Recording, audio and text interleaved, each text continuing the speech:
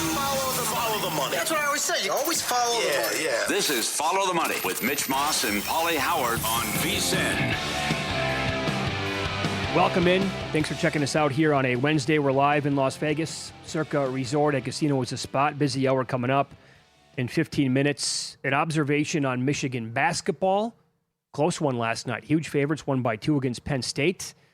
And who they compare to from previous years with their insane power rating right now. Matt Youmans on the program, bottom of the hour. VSiN hosts his best bets for the 2 college playoff games and also the wildcard round in the National Football League. And right now we start the hour going out to the Progressive guest line as Ryan Clinton joins the program. His entry posted an 0-5 mark in Week 18, and you're thinking, well, that's not very good. Well, that's exactly what they wanted because they were aiming to win the Booby Prize for the worst overall record in Circa Millions, and he and his buddies took it down, winning $100,000 at Circa Millions, and Ryan is on the Progressive guest line. Congratulations, man. What a way to finish off the season. Thank you very much. Just a wild run there to end the season that last quarter, especially going for the Booby Prize. That's got to be the most difficult thing you could do in this contest. But we did it. We pulled it off. Did you have it wrapped up before the late games? We believe so, yeah. Our first game, we took back the Seahawks Saturday night, and then we had the Vikings. We backed the Packers. We backed the Vikings on the first game Sunday. That was really the only sweat that we felt because it looked like the Packers could have they were gashed them there at the very end and could have gone for 2. We would have lost that one. Mm-hmm. But other than that, it was a pretty smooth Sunday. I mean, we were able to capture a lot of good edge on those lines. Yeah, yes. So you had a 1-game lead, I believe, going into the final week. And then Correct. When you started off by having the 49ers, and that was a loser. Again, it's always difficult here. We picked a loser, but this is the way we need the team to win. So smooth sailing pretty much after that game. And so there was no hedge that you had to do or anything like that, I guess, late? We were prepared to. We had 60,000 ready to go to hedge if it came down to that. We left the Sunday night game with Pittsburgh and Baltimore just in case we needed to do that. But yeah, we felt pretty good right after that Vikings-Packers game. And you specifically used the Sunday night game then, just in case it came down to that, and you were on Baltimore. Take us through that conversation of why you ended up going with that game specifically, and how come you were on Baltimore in that spot. First of all, 3 of us thought Pittsburgh should have been favored. So we kind of just followed the market, constantly analyzed that. And to be able to put the hedge down, there were so many afternoon games. So it was going to be very difficult for us to hedge, I think. So we just wanted to leave that final game to know exactly where we stand going into that final game, but we never needed it. Now, were you trying to read the room with the other contestants that were close overall in the final couple of weeks, or this last week in particular? There were so many ridiculously stale numbers on the board. For example, like the Rams laying 7 points in the contest, and yet they go off as a 14 and a half point favorite. Was that just an autoplay where we're we got to take the Cardinals here at +7? I think with us having the lead, we felt confident that even though it was a chaotic week and a lot of the lines didn't really move till our deadline to submit, we did look for that. I think we got a little lucky with the Rams one because we woke up the next morning and there was some serious steam there. So, but I think we captured some line edge in all of them. And having the lead, I thought there was some. That's the way to play it. Let the other teams behind us take bad lines, so to speak, and just trust our process. That absolutely worked out. That was well done. When did you decide to pivot and throw in the towel and just say, this isn't going well? Why don't we go for last place? Week 6, roughly. We started off 1-4 and had 4 terrible beats in that week 1.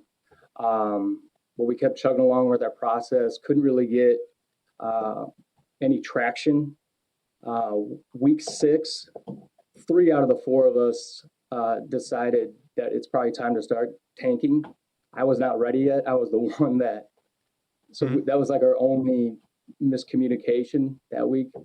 But we ended up going 1-4, and then all 4 of us were just in complete tank mode from there.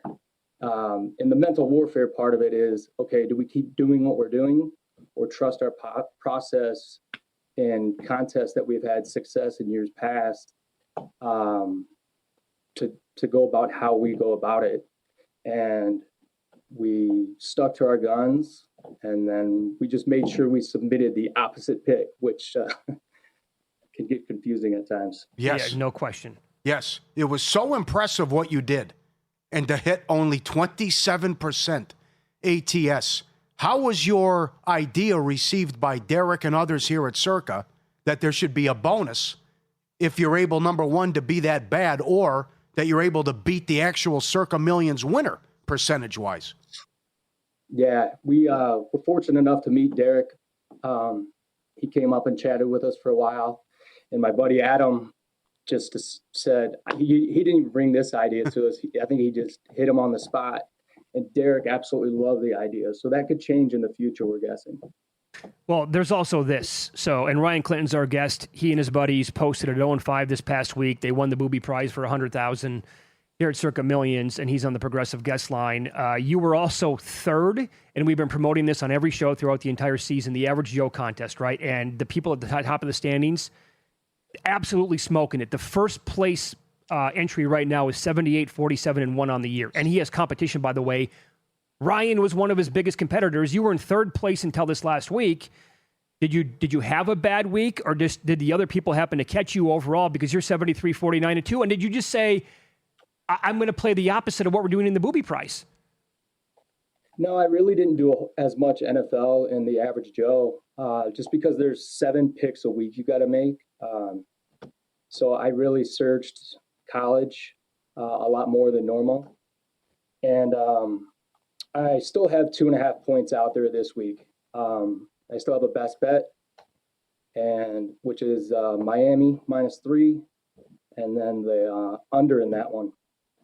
Okay. So I can still make a move, I think, to jump to second or third, back up there. I think Walker might have Miami as well.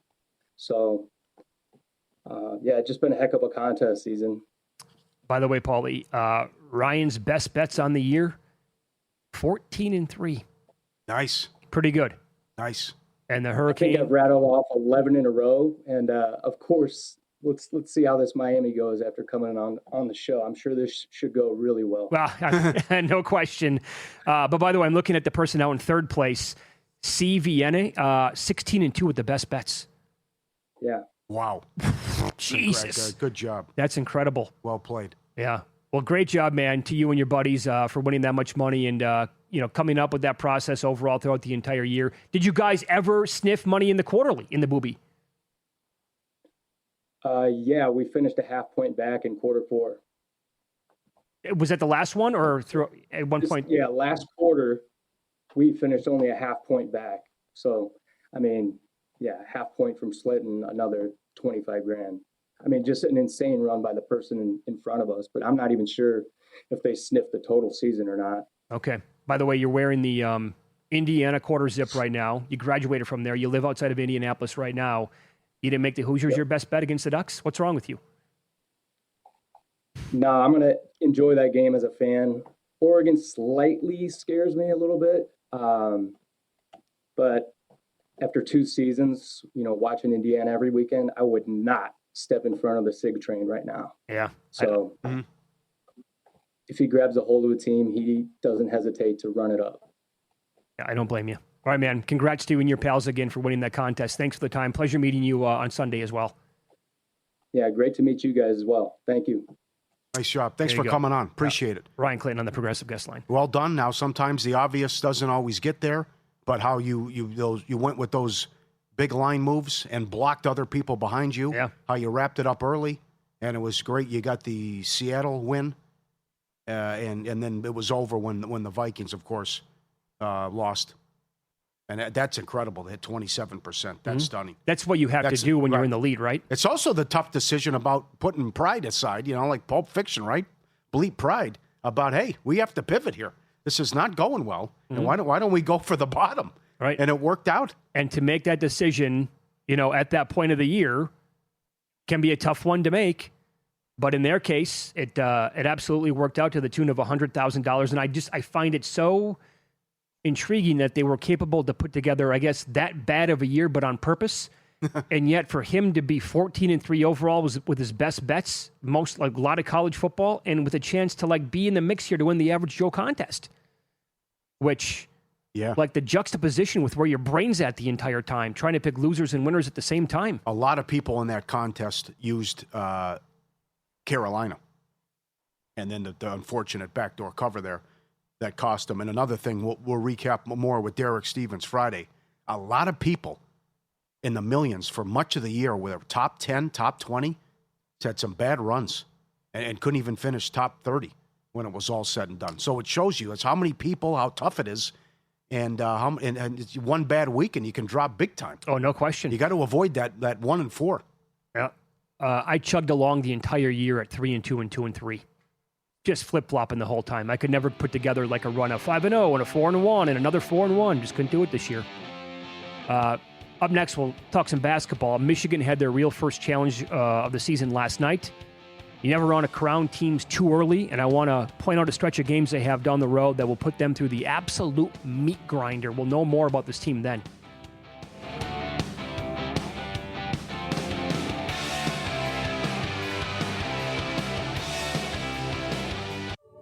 You're here because you want an edge. That's what separates listeners from winners. But let's be real, mindset alone doesn't get bets home. Pros win because they've got the tools, the data, and the discipline. And now so can you. VSiN Pro gives you access to the same real-time insights the sharps use. No secrets, no fluff, just actionable info that moves markets. Tap the link and see why serious bettors are turning knowledge into profit with VSiN Pro.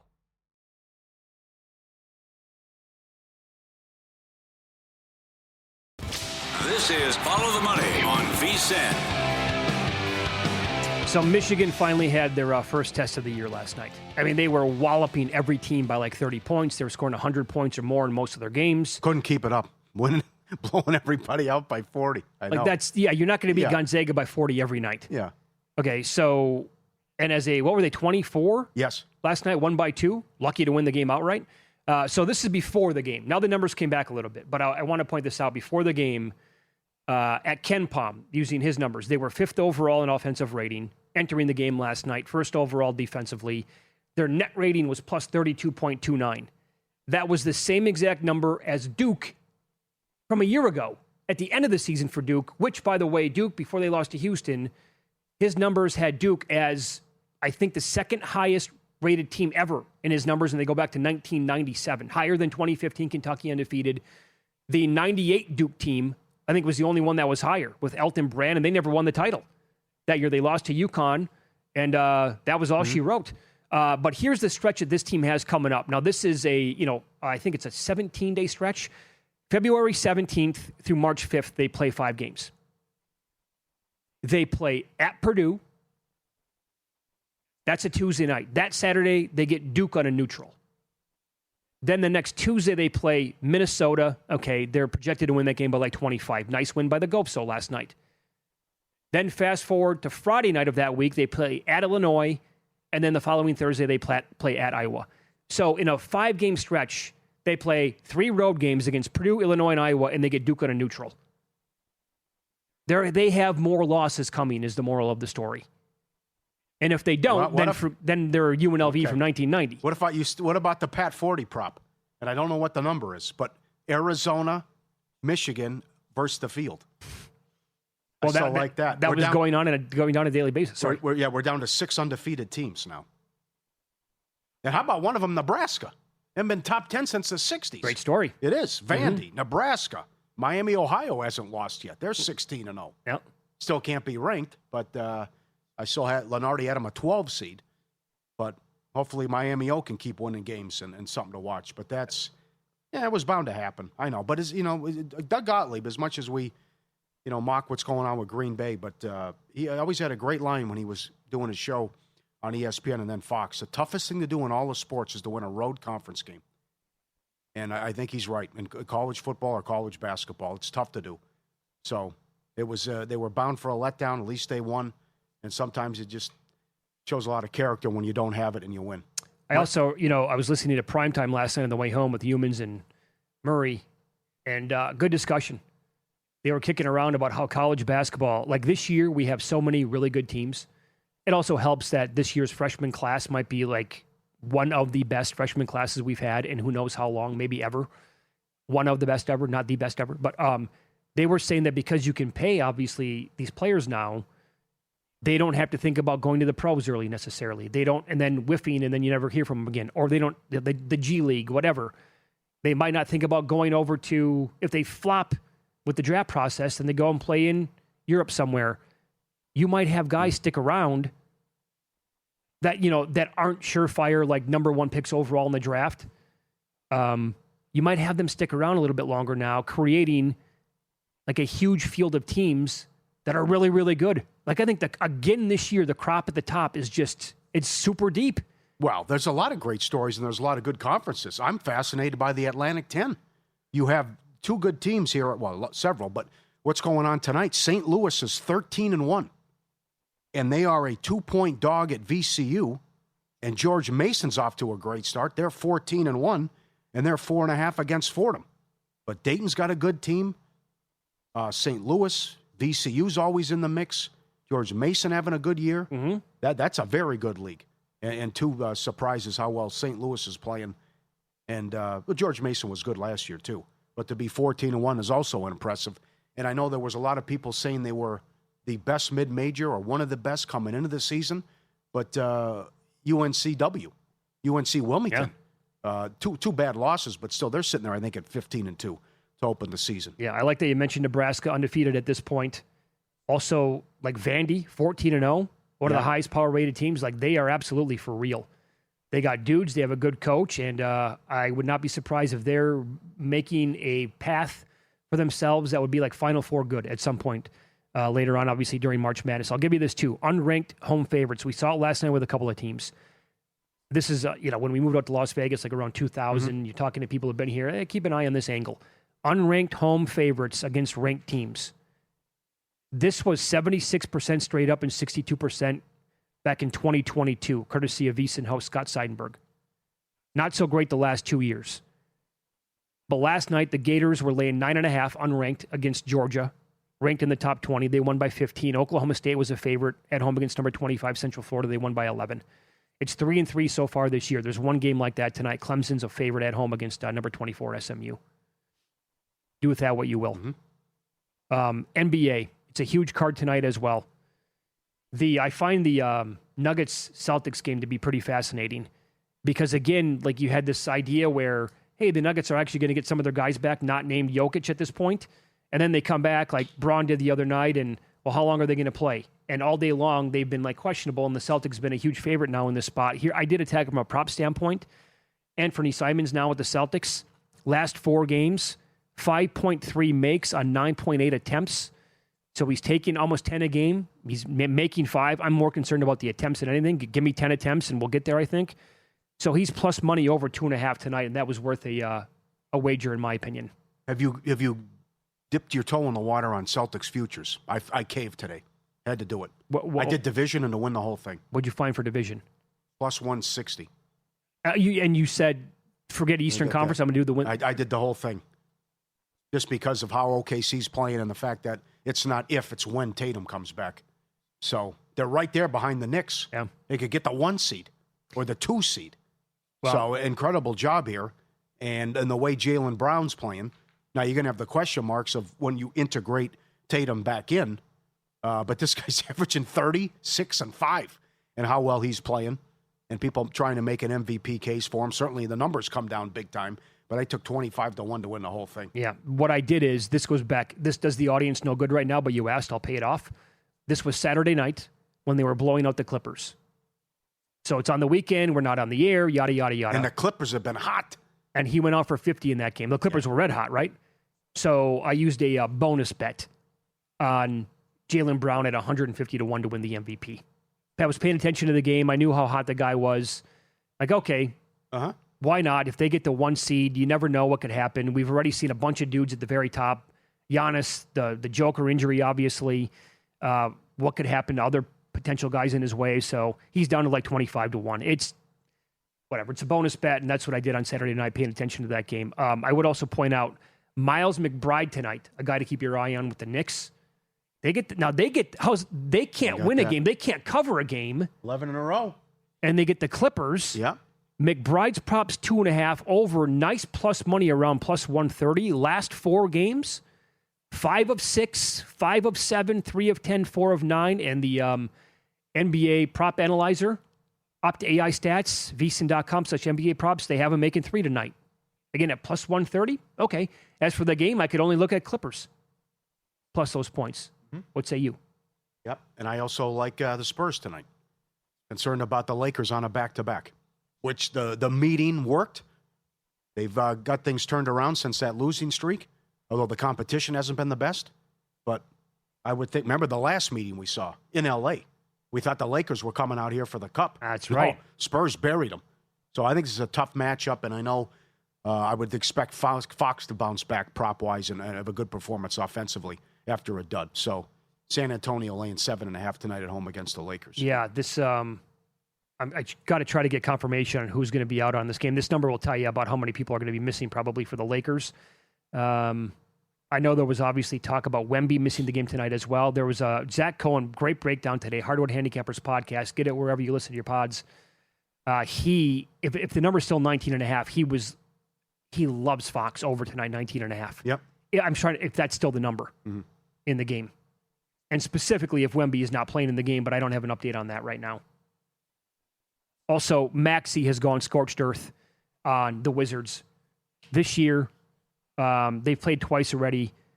35 and 6 assists, 39 and 10 assists. That game did go to overtime. Last year in one game against them, 29 and 6. And his if you can find 35.5 on a prop with points plus assists, I think that's probably a bettable number. And the Nets are in action tonight. Michael Porter's been awesome. He has been. I know. Like with 3-point props. Yeah. And with points and rebounds, it's coming to my attention right now as well. Cooper Flagg did it again. He did. They play tomorrow. Don't forget about it because of you got the semifinal game. 11-1 overrun assists, 11-1 overrun assists and rebounds, and it hasn't been close. I mean, you're talking going from 8.5 to 9.5 to 11.5, and he's still getting there, filling up the box score every single game. Good catch by you, Pauly. VSiN host Matt Youmans on the program. We'll get his best bets for those 2 college playoff games tomorrow night and on Friday, and also what he likes for Wildcard Weekend next on Follow the Money. It's VSiN, the Sports Betting Network.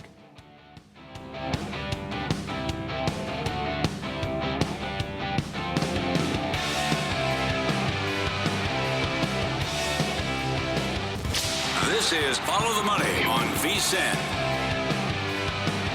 We'll get some best bets here for the weekend and in college basketball tonight. VSiN host Matt Youmans on the program, and he is on the Progressive Guest line. Matt joins us on Wednesdays at this time on a weekly basis. Matt, good to talk to you as always. Do you have a strong opinion on either college football playoff game starting tomorrow night? I like both dogs, but I don't love these. Obviously, my strongest opinions last week were on Miami against Ohio State and Indiana against Alabama. So these would be smaller bets for me. You flip the Hurricanes to the favorites role. They were dogs in the first 2 games. Be interesting to see how they respond here because Ole Miss obviously really comfortable in the underdog role, and this has been a great story so far. And Trinidad Chambliss has been incredible. 362 yards passing against Georgia last week. And the defensive line could not get to him. They couldn't get much pressure on him. You think that's going to be probably different here with this Miami defensive front. But I don't think this is going to be easy for Miami. And I do like the dog a little bit here. But like I said, it's not a real strong opinion. 3.5 on Ole Miss and 3.5 on Oregon. I've been on Indiana quite a bit. I've only bet against Indiana twice all season. Once at Iowa, once at Penn State. And I do have a little bet on the Ducks here, +4. But I've got futures on both these teams to win it all, and I feel like the winner of this game is going to win the whole thing. Mm-hmm. A lot of times when you have a revenge situation where the favorite loses the first time, I like to come back with that team the second time around. And it's interesting when you look at the first meeting between these teams. These are supposed to be the top two quarterbacks in the NFL draft. If you watch the tape of the first game, I watched it again last night. These quarterbacks were not impressive the first time around, but that's more of a statement about how good these defenses are. Dante Moore threw 2 picks against Indiana, and Fernando Mendoza threw a pick 6. Indiana's rushing offense actually only got 3.3 yards per carry, 37 carries for 111 yards. I think it's going to be more of a defensive-oriented game. I don't like to bet against Cignetti, but I think Indiana probably wins this thing by a field goal. But, again, not a strong opinion. I don't want to bet against them, but I do have a little Oregon +4. Very good. Great job last week calling for the Indiana blowout as well. This number keeps going up. Here at Circa, the Rams are lane 11 against Carolina. Biggest road favorite ever in the playoffs. What do you think? Circa's got 11 now, and I feel like taking the Panthers. I know Mitch and I got big futures on the Rams. I think we're going to be fine here. The Rams are not going to drop this game in Carolina. They're not going to lose this game twice. But the Panthers are 8-9, all 8 wins in the underdog role. It's funny when you look at a team like this hosting a playoff game has a minus 69 point differential, which is ridiculous. But the Rams, 3-3 in their last 6 games, those 3 losses by a total of 7 points. It was a little bit concerning that they struggled with the Arizona Cardinals last week. I was not happy about that. Mitch and I were over at the Westgate watching that game. Cardinals lost 9 in a row. They had nothing to play for. Yep. And the Rams were struggling a little bit with that team last week, which is kind of a bad sign. Carolina can move the ball on the ground with Chuba Hubbard and Rico Dowdle. So I think there's a decent chance here the Panthers hang within the number, but the Rams are going to win the game. Okay. Here's what concerns me a little bit about Houston. As Stingley said, they've been treating this like a playoff game every week because they were 0-3.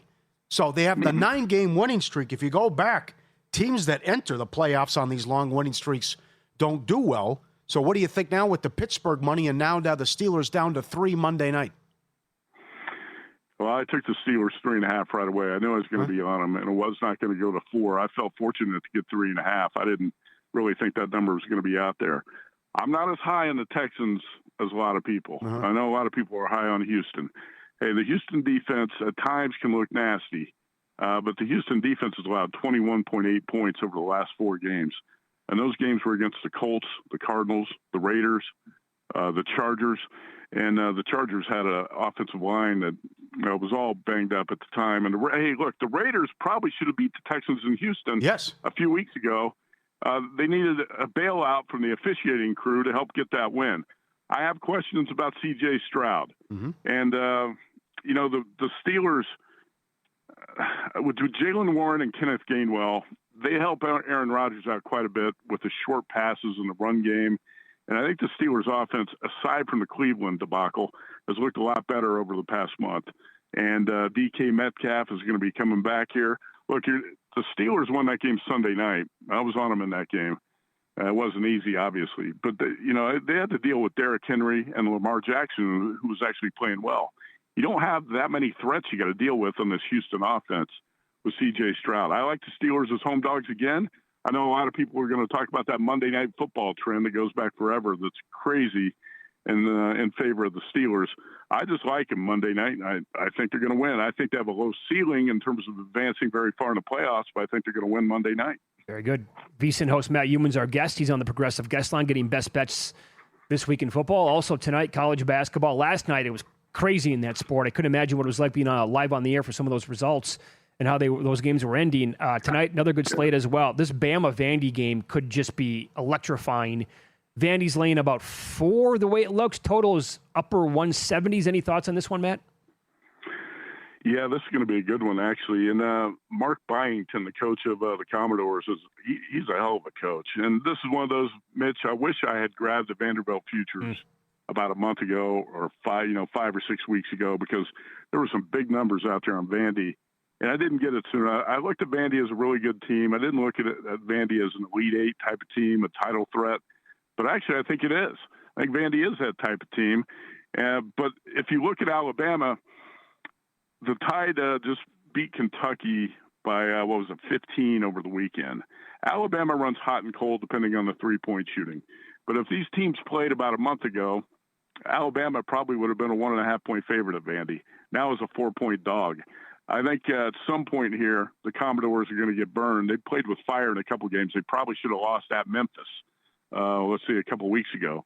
I like Alabama getting 4 tonight. I don't love it. That's kind of a smaller play for me, but I think you get a little number value on Alabama as a 4-point dog because that certainly would not have been the number if these teams met a month ago. And I think the Commodores are kind of due for a loss here. What about Iowa State and Baylor? Well, this Baylor situation is really interesting with James Najee, the 7-footer, who was an NBA draft pick, was the 31st pick in 2023. He's been playing in Europe, and he played over the weekend, debuted 16 minutes, 5 points, 4 rebounds. He didn't make a big impact, but I think he's going to be needed in this game against Iowa State tonight because Cyclones really don't have a weakness. And I'm really impressed by Iowa State's team in general. I think you need a little bit size on the front line, more size on the front line to combat what the Cyclones do. And this Baylor team's not bad. It's interesting because you look at Baylor on paper and you wonder why they're not better.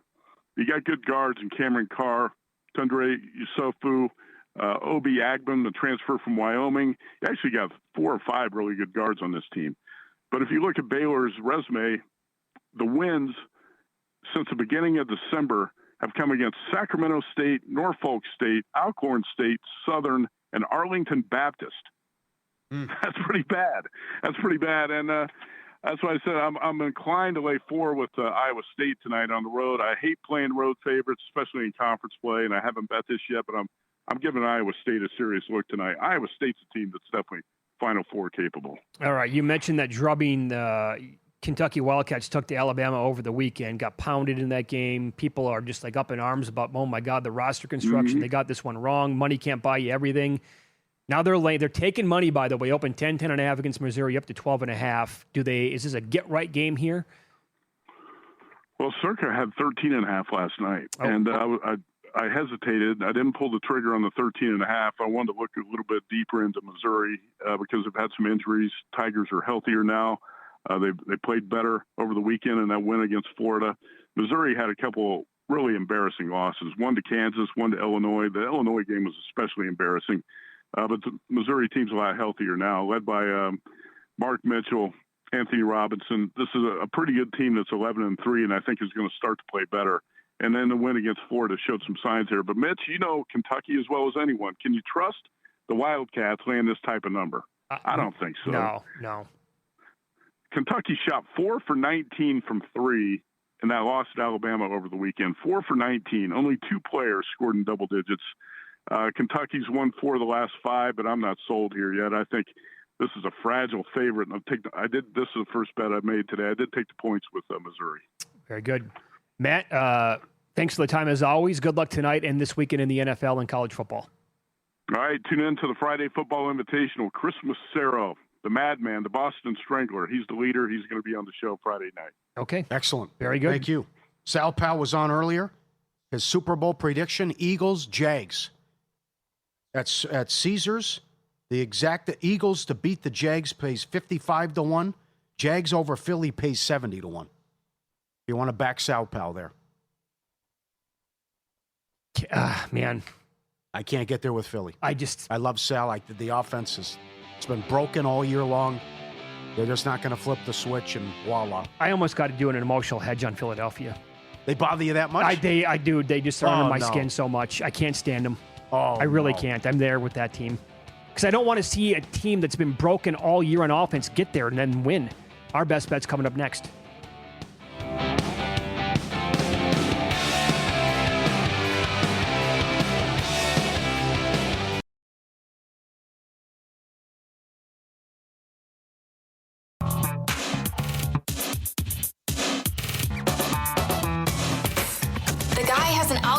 To determine the winner of any given college basketball game. Someone gives you 10,000 to 1 on anything. You take it. Take it. Take it. I bet you $20 I can get you gambling before the end of the day. No way. I'll give you 3-1 odds. Nope. 5-1. Nope. 10-1. You're on. Good job by Will Hill, Caesars, DraftKings. A lot of books have these props up ready to go.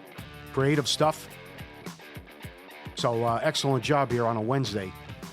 I'm talking NFL was what they have Already up with a lot of the props. Good job in the creativity. Matt Stafford, MVP plus 310. Favorite now. Bears, Packers under 47.5. Steelers plus 3.5. Panthers plus 10.5. Now 11 here at Circa. Patriots laying 3.5. Let me give you this.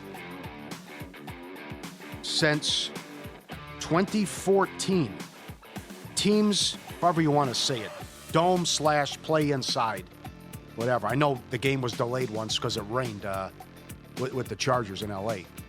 But 1-14 straight up in playoff games under 40 degrees. There's a lot of angles and a lot of different crazy stats in this game to support your argument. But that's one that's anti-LA and pro-New England in that one. And the great run that the Patriots have been on first half as well. All teams to score a touchdown, plus 120. Puka, 10 yards each quarter, plus 375. That's at Caesars. They have over 200 different ways to bet all these playoff games. Look under game specials with all of it. Both teams to make a 35-yard field goal, Houston and Pittsburgh, $1.50. That's up. Fairbairn against Boswell. Boswell's up. He's $1.50 over 1.5. Still waiting on Fairbairn. They haven't posted him yet. 27-3 overrun in the ultimate kicking matchup and what could be a rock fight. And this is also at Caesars. Chambliss to have the most passing yards out of the semifinal games, plus 120. Great game tomorrow. Can't wait. Good luck. By the way, I'm looking right now. I brought this up on the air the other day. To round robin parlay the unders in every single playoff game that we have in the wild card weekend. If you want to do six, every game's outdoors. Since 2014, 68% to the under, with a total of 41 or higher, 42-14 to the under outdoor playoff game. So, if you do 4s and 5s, that's 21 bets overall. If the 4s if they all win, it's you're coming in and having an unbelievable day. The 4s would pay almost 12-1. The 5s would pay almost 24-1 on that. Cooper Flagg over 11.5 rebounds and assists last night was a winner. Yep. I'm being told right now, little birdie told me, he's like, I'd like to get the credit for pointing this out to Pauly. Ozzy. Yeah. Okay, all right. Yeah, Ozzy's their little birdie. Pending Stafford twice, plus 310, plus 270 to win the MVP. Dart, 12-1, offensive rookie of the year. That's drifting the other way. That's in County. Lives in Dallas. Come on. He's watching all the games. Sure. It was weeks ago. Gobert, I think it's down to like 6-1 now. Big push on that on the podcast yesterday with JBT and me, and also on the show here. 12-1 to win Defensive Player of the Year. And the new plays now. Anthony Simons talked about this a little bit earlier this hour. He's been blazing hot all of a sudden from downtown. This has been a guy that I was tracking last year when he was with Portland, and he would have stretches where it's like, oh my God, it's a landmine, or it's a gold mine. And then he would turn into a landmine because he would just go the exact opposite way. So, last 4 games, 5.3 makes on 9.8 attempts, over 2.5, plus 1. I got 106. Also, Miles McBride lately. Been one of the go-to guys from downtown, taking a bunch, making a bunch, over 2.5 tonight, plus 130. The McBride and the Porter 3 props are going to be a little bit lower, smaller bets, but also Michael Porter. Michael Porter with the Nets went over 3.5 made threes in 9 out of 10 games in December. Again, taking like 10, 11, 12 a game, hitting 4, 5, 6. So tonight, over 3.5 with him at plus 112. And also, this came to my attention. I'll credit David, listening in the audience right now, pointing this out. This dude has been on fire points and rebounds. 31.5 might be the new Cooper Flagg here. Minus 115. And I got to do it. This number's going the other way. So Packers money line. They're up to like 1.5 now. I think that's going to get to 2. Sal Pell loves them. Yeah, Packers on the money line against the Bears, minus 115. Yeah. Strong stuff again from Joe Osborne. Last 8 road games with Love, they're averaging 31 a game. That's impressive. Yeah. Head of the new year with a smarter betting strategy powered by VSiN Pro. Join VSiN Pro and get instant access to everything you need to make informed bets every day. Every best bet, every host, every guest. The real-time betting splits, DraftKings and Circa. AI-powered prop tools. Phenomenal on the NBA. So many guys on runs. Just click on the last 10 and go through all the categories. 24/7 video, full show replays. Get started today, just $9.99, or save 50% with an annual plan. Start betting smarter today. VSiN.com/subscribe. Let me give you this because we're getting close. Best picture at DraftKings One battle after another is minus $5. Oh, move that much, huh? There's been some Marty Supreme hype. It's 12-1. Our producer Luke saw it, liked it. Yeah. I bit. liked one battle after another. The casting, the credible performance by Penn and Del Toro and DiCaprio is great as well. Now, I don't agree with this, though. What are you going to say? I was going to say, it's a unique movie. Yes. I did thoroughly enjoy it. Best picture, I guess I can't comment because I haven't seen any of the other ones. I did not like Sinners. Sinners is like one of the third choice. Is Smashing Machine up for the award? Yes. Hold on. And so this is it's 50-1. It's way down the way list. down. A question to the audience: if you watch the movie with The Rock, is it good? I was intrigued. It looks good. I haven't taken time to watch it yet. A couple of guys behind the glass. So how you pronounce it? Bayona? That one with Emma Stone. Yeah. They think she's an alien or something. Yeah. It looks interesting. I would say That's 35-1. But it looked bizarre and it came with way too much hype. Okay. For me. Chalamet is minus 250 best actor. Is he better than DiCaprio, who's plus 275? In Marty Supreme? I thought DiCaprio was great. Oh, he was really Give me the good. rendezvous spot. Oh, my God. I smoked so much pot, I fried my brain. That scene when he is on the phone multiple times is just... Right. My heart was going 400 miles an hour. At the house, right? Or which one? Both of them. Right, and then Del Toro, here's a beer. Hands him a beer. That's so calm, the cool, back and collected. forth was incredible. I mean, they're coming to get everybody, and Del Toro's totally cool. And I love when they break him out and let's take a selfie. But yes. He's also at the payphone, though. Oh, that was good, and too. that scene's tremendous. Yes. I would watch the movie again just for the scene where they're in his apartment or dojo or whatever upstairs. Yes, and it's awesome. It's on HBO Max if you want to. Oh, okay. Now, I'm surprised Tiana Taylor is even money to win Best Supporting Actress. I liked her, but she wasn't in the movie enough. Yeah, I know. I mean, she was really good. In fact, I was wondering, could we get a little bit more of her as the movie was going on? And then I understood, whatever, they phased her out. But yeah. Well, yeah, that was it. Yeah. Paul Thomas Anderson, $6, Best Director. And that movie is... He did one battle after another. Oh, okay, yeah. Yeah. I don't know my directors. I don't have it memorized. Okay, fine. Best Casting, Sinners minus 160. One battle after another plus 175. I've seen them both. I'd go one battle after another. What a cast. I mean, great cast. That's Del Toro is so good there. What do you think of Sean Penn? Look at that. Phenomenal. Yeah. Very good. Believable. I like the guys in the Christmas Club, too. I thought they were good at what? That was... With the acting, right. That was such a Hollywood thing to put in that movie. Do you know what I'm saying? They went out of their way. I'm not going to get... Okay, yeah, fair enough. okay. Fair enough. Yeah. But the Penn thing, I'll give him credit. I liked where the guy comes in and I got pancakes for you, and he goes through like this corridor and back, and there they are there in their secret meeting. Sean Penn, give him credit. I mean, he got how much time did he put in the gym? Yeah, he was completely jacked for that role. What is he? 65 years old? Has to be, I would think. Yeah. All right. Good. This is making the rounds. Hayden Winks, good follow on X. Sunday night, he calls this a hilarious matchup. Specifically, the Chargers' offensive line, 31st in pressure rate since Week 9. Patriots' D-line, 31st in pressure rate without a blitz. So can the D-line that can't get to the quarterback without blitzing get to Herbert, whose offensive line is like the worst in football at protecting? Right, yeah. How is that going to play out? Yeah, I think Herbert plays well. How How about this angle? Weeks 10 through 18, New England has allowed 4.7 yards per carry and 130 a game with 8 touchdowns.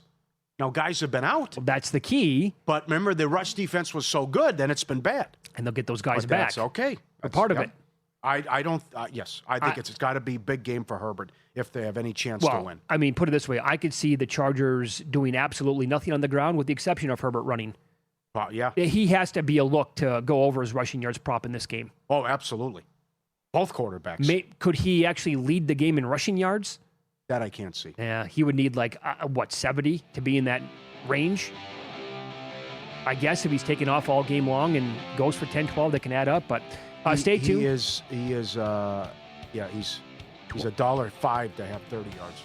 Matt Brown, Mike Somich next for 4 solid hours on VSiN Primetime. Good luck with your bets tonight. We'll see you.